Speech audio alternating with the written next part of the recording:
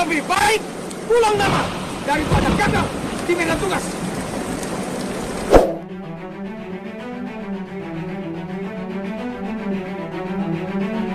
Detasemen Jala Mangkara atau sering disebut Denjaka adalah pasukan khusus milik TNI Angkatan Laut yang memiliki kemampuan mumpuni dalam berbagai atraksi. Denjaka kerap membuat gentar pasukan khusus lainnya termasuk Navisel dari Amerika Serikat. Sebagai pasukan khusus yang dibentuk oleh TNI Angkatan Laut, para personel Denjaka memang merupakan orang-orang pilihan dan terbaik di kesatuannya. Para personel Denjaka berasal dari personel terbaik yang semula sudah bertugas di Satuan Pasukan Khusus TNI Angkatan Laut, yakni Komando Pasukan Kata atau Kopaska dan Intai Amfibi Marinir atau Taifib. Kemampuan satu personel Denjaka itu setara dengan 120 TNI biasa, guys. Tugas utama pasukan elit ini adalah menanggulangi semua aspek teror, terutama yang terjadi di wilayah perairan Indonesia, guys. Selain punya ketahanan fisik yang luar biasa, prajurit Denjaka harus benar-benar memiliki IQ yang tinggi. Bahkan disebut-sebut dari ratusan prajurit yang mengikuti seleksi, cuman sedikit pula yang memenuhi kualifikasi. Pasalnya, Denjaka ini memang bertugas dalam penyusupan di daerah operasi. Maka mereka harus dibekali kemampuan intelijensi yang mumpuni agar bisa mengatasi masalah dengan cepat, baik secara individu maupun secara kelompok.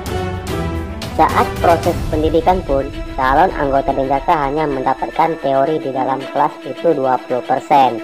Sisanya, calon prajurit Denjaka akan berlatih langsung di dalam laut, hutan, dan udara.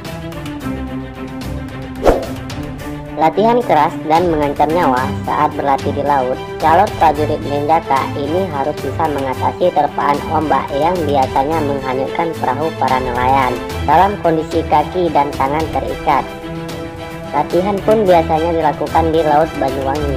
Mereka harus bertahan sekaligus menyelamatkan diri sendiri dan anggota lainnya. Selain itu, mereka juga dilatih untuk bisa bertahan hidup di hutan belantara. Nah, jangan kalian bayangkan calon anggota Denjaka ini membawa perbekalan yang cukup, guys. Pasalnya, mereka hanya membawa garam saja.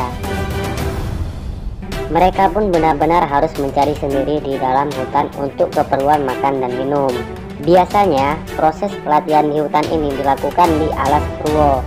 Saat bertahan hidup selama berhari-hari, mereka kadang memutuskan untuk berburu binatang buas seperti ular dan hewan lainnya. Mereka juga harus pandai menggunakan kompas dan tepat sasaran.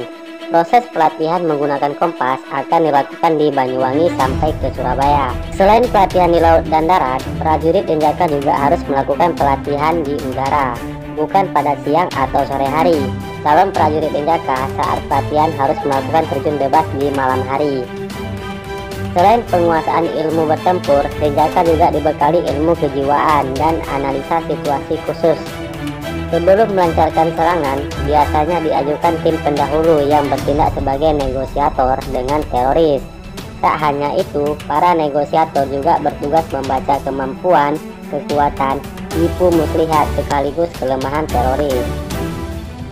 Bila upaya negosiasi berujung pada kebuntuan, unit ini terbagi atas 3 tim, yakni tim atas air, bawah air, dan lintas udara. Masing-masing tim beranggota selusin, prajurit dengan spesialisasi beragam, mulai dari penjinakan bahan peledak, medis, komunikasi elektronik, dan teknologi informasi. Ada banyak sandi yang dipakai dalam operasi Denjaka. Isyarat operasi bisa disandikan dengan kilat, penundaan, dengan mendung, dilanjutkan dengan cerah. Melumpuhkan musuh gerak cepat, Denjaka hanya butuh waktu 15 menit.